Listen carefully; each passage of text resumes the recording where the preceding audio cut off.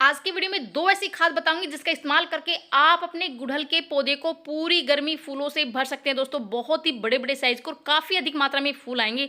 तो ये दो खाद कौन सी और किस तरीके से हमें अपने पौधों में इनका इस्तेमाल करने वाले आगे वीडियो में बताने वाली, तो वीडियो स्टार्ट करते हैं। नमस्कार दोस्तों गुड़हल का प्लांट एक ऐसा प्लांट है जो सभी लोग अपने घर गार्डन में लगाना काफ़ी ज़्यादा पसंद करते हैं, क्योंकि इसके जो फूल है काफ़ी ज़्यादा शुभ और सुंदर होते हैं। ये जो प्लांट है ये साल भर इसमें फ्लावरिंग होती रहती है। आप मेरे प्लांट को देख सकते हैं, कितने सारे फूल एक साथ खिले हुए हैं और छोटे छोटे पौधे पर इतनी सारी कलियां बनी हुई हैं। फूलों का साइज आप देख सकते हैं, कितने बड़े बड़े साइज के फूल खिले हैं दोस्तों। और जो पत्तियां पीली पड़ने की समस्या आती है, क्योंकि मेरे पास बहुत सारे कमेंट आते हैं कि मैम हमारे प्लांट की पत्तियां पीली पड़ रही है, कलियां बनती है लेकिन वो खिलने से पहले ही झड़ जाती है। तो आज इन सभी समस्याओं का समाधान आज की वीडियो में बताने वाली हूँ दोस्तों। बहुत ही बढ़िया रिजल्ट आपके प्लांट को मिलेगा। ना तो उसकी पत्तियां पीली पड़ेगी, कलियां हैं वो काफ़ी ज़्यादा बड़ी बड़ी मिलेगी, फूलों का साइज़ काफ़ी ज़्यादा बड़ा होगा और एक साथ ढेरों की मात्रा में फूल खिलेंगे दोस्तों। तो सबसे पहले दोस्तों ये है कि अगर आप नर्सरी से गुड़हल का प्लांट खरीद कर ला रहे हैं तो आप उसको कम से कम 10 से 12 इंच के गमले में लगाए या उससे बड़े गमले में लगाए। अगर आप प्लांट को छोटे गमले में लगाते हैं तो प्लांट की जड़ों को फैलने का स्पेस नहीं मिलता है, जिससे प्लांट की ग्रोथ नहीं होती है दोस्तों। तो आप अपने प्लांट को बड़े गमले में लगाए, मतलब कम से कम 10 से 12 इंच के गमले में लगाए। उससे क्या होगा कि प्लांट की जड़ों को फैलने का स्पेस मिलेगा, जिससे प्लांट काफ़ी ज़्यादा हेल्दी रहेगा, बूसी रहेगा। और जितना ज़्यादा बूसी और हेल्दी प्लांट रहेगा उतनी ही ज़्यादा कलियाँ उस प्लांट पर खिलेगी, उतने ही ज़्यादा फूल प्लांट पर खिलेंगे। जैसे आप मेरे प्लांट को देख सकते हैं, कितने सारे फूल खिले हुए दोस्तों। कलियाँ हैं इतनी सारी बन रही है कि मैं उनकी गिनती भी नहीं कर पाती हूँ, इतनी सारी कलियाँ उस पर बनती है दोस्तों। दूसरा कि धूप का विशेष ध्यान रखना, क्योंकि ये जो प्लांट है ये सन लविंग प्लांट है। जितनी ज़्यादा धूप इस प्लांट को मिलती है उतनी ही ज़्यादा ग्रोथ इसमें होती है, उतने ही ज़्यादा फूल प्लांट को में खिलते हैं। बहुत सारे लोग ये गलती कर देते हैं कि प्लांट को शेड वाली जगह पर रख देते हैं और उसमें फिर शिकायत करते हैं कि हमारे प्लांट की पत्तियां पीली पड़ रही है, उसमें फूल नहीं खिल रहे। तो दोस्तों अपने प्लांट को कम से कम 6 से 7 घंटे की धूप जरूर दिखाए, ताकि आपके प्लांट में बहुत ही अच्छी से वो फ्लावरिंग हो। तीसरा, पानी का विशेष ध्यान रखने, हल्की नमी मिट्टी में होनी चाहिए। अगर मिट्टी ड्राई हो जाती है तो भी प्लांट की पत्तियां पीली पड़ जाती है, कलियां वो खिलने से पहले ही झड़ जाती है। तो हल्की नमी होनी चाहिए और वाटरिंग भी नहीं करनी है, सिर्फ हल्की नमी प्लांट की मिट्टी में होनी चाहिए दोस्तों। तीसरा, आपको काम करना है कि समय समय पर अपने प्लांट की गुड़ाई ज़रूर करनी है दोस्तों। गुड़ाई करने के बहुत सारे फ़ायदे होते हैं। गुड़ाई करने से एक तो जो प्रॉपर ऑक्सीजन है वो प्लांट की जड़ों को मिलता रहता है, सूर्य का प्लांट प्रकाश है वो प्लांट की जड़ों को मिलता रहता है, जिससे प्लांट की जड़ों में फंगस नहीं लगता, किसी भी तरह का कीड़ा नहीं लगता है दोस्तों, जिससे हमारा प्लांट काफ़ी ज़्यादा हेल्दी रहता है। और गुड़ाई करने से दूसरा फ़ायदा ये होता है कि मिट्टी है वो काफ़ी ज़्यादा ढीली रहती है, भुरभुरी रहती है, जिससे जो भी हम खाद डालते हैं उसका पूरा पोषण, उसका पूरा न्यूट्रिशन प्लांट की जड़ों को मिलता है, जिससे प्लांट की जड़ों का विकास होता है, प्लांट की जड़ें हेल्दी रहती है। अगर जड़ें हेल्दी रहेगी तो प्लांट भी हेल्दी रहेगा, प्लांट का विकास भी होगा, अच्छे से ग्रोथ करेगा, उसमें बहुत ही अच्छे से फ्लावरिंग होगी दोस्तों। तो ये काम आपको करना है। उसके बाद दोस्तों जो इस टाइम पर आपको सबसे पहली खाद जो देनी है वो है जो गोबर की खाद है दोस्तों। गोबर की खाद प्लांट के लिए संपूर्ण खाद मानी गई है। इसमें बहुत सारे पोषक तत्व होते हैं। अगर आपके पास गोबर की खाद नहीं है तो आप वर्मी कंपोस्ट या फिर किचन वेस्ट कंपोस्ट जो भी आपके हैं वो आप ले सकते हैं। मैं गोबर की खाद ले रही हूँ दोस्तों, और आप मेरे गोबर की खाद देख सकते हैं कितनी इसका जो टेक्सचर है कितना बेहतरीन है। बिल्कुल बहुत ही भुरभुरी दानेदार खाद है। और इसका ये होता है कि पुरानी खाद है, मतलब 1.5 से 2 साल ये खाद है रखी है मेरे पास, और बहुत ही बढ़िया खाद है दोस्तों। इसमें बहुत सारे पोषक तत्व होते हैं जो कि प्लांट की जो भी कमी है प्लांट में उसकी पूर्ति करता है, प्लांट की का विकास बहुत अच्छे से होता है, और उसमें फूलों की संख्या भी बहुत ही अच्छे से होती है दोस्तों। तो गुड़ाई करने के बाद 2 से 3 मुट्ठी आप गोबर की खाद इसमें डाल दीजिए दोस्तों। इससे प्लांट का जो पूरी गर्मी है ना वो बहुत ही अच्छे से हेल्दी रहेगा और बहुत ही अच्छे से इसमें फूल वो खिलते रहेंगे। दूसरा दोस्तों ये कि बहुत सारी शिकायत आती है मेरे पास कि पत्तियां हमारे प्लांट की पीली पड़ जाती, कलियां बनती है लेकिन वो खिलने से पहले ही झड़ जाती है। तो उसका जो समाधान मैं बताने वाली हूँ, और बिल्कुल ऑर्गेनिक चीज़ें बताऊँगी, कोई भी केमिकल का इस्तेमाल मैं नहीं करती हूँ अपने प्लांट पर।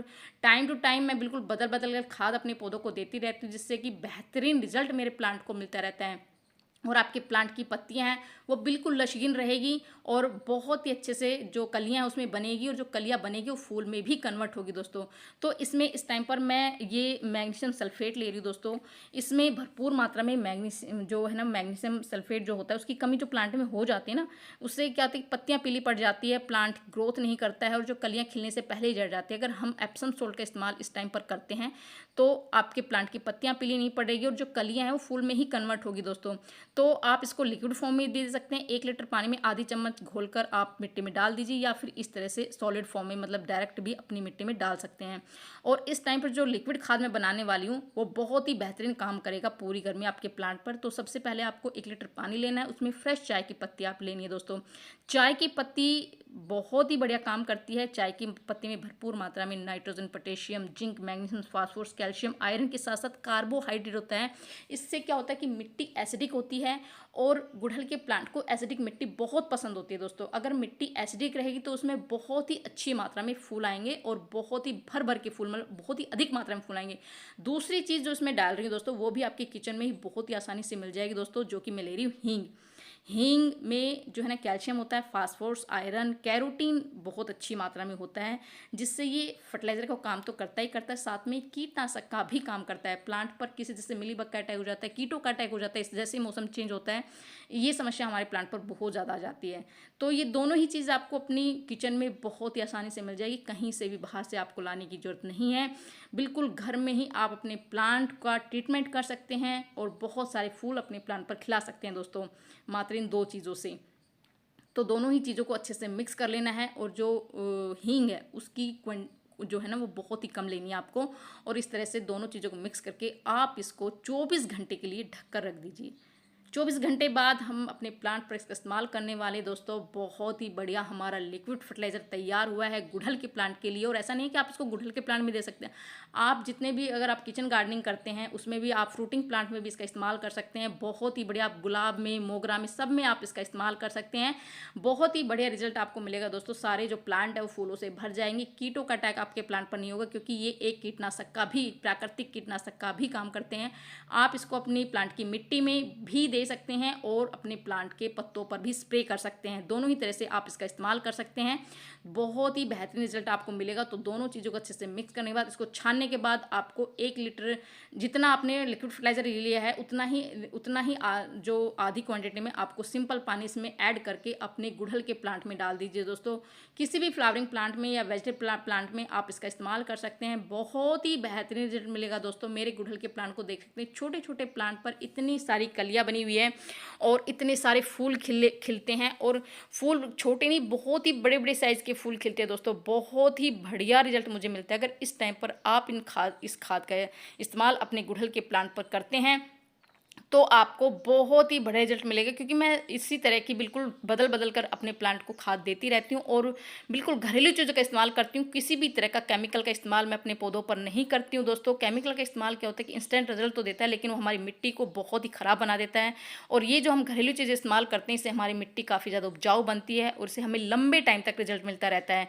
और प्लांट पर किसी भी तरह का फंगस हो या मिलीबग, क्योंकि गुड़हल के प्लांट पर मिलीबग का अटैक बहुत जल्दी हो जाता है, अगर आप इन चीज़ों का स्प्रे भी अपने प्लांट पर करते हैं तो आप जैसे मेरे प्लांट पर देख सकते हैं दोस्तों, कितनी लश ग्रीन पत्तियां हैं। पत्तियां देख सकते हैं और कोई भी पत्ती आपको पीली नज़र नहीं आ रही हो। किसी भी तरह का कीटों का, मिलीबग का अटैक मेरे पौधे पर नहीं है। बिल्कुल बिल्कुल साफ़ सुथरा प्लांट है, क्योंकि मैं समय समय पर इन्हीं ऑर्गेनिक चीज़ों का इस्तेमाल करके अपने प्लांट से इतने बड़े बड़े साइज़ के फूल लेती हूँ। और दोनों ही तरह के प्लांट मैं अपने गार्डन में लगाए हुए हैं। तो आपको कैसी लगी जानकारी, पसंद आई तो लाइक शेयर ज़रूर करती। मिलती नेक्स्ट। बाय।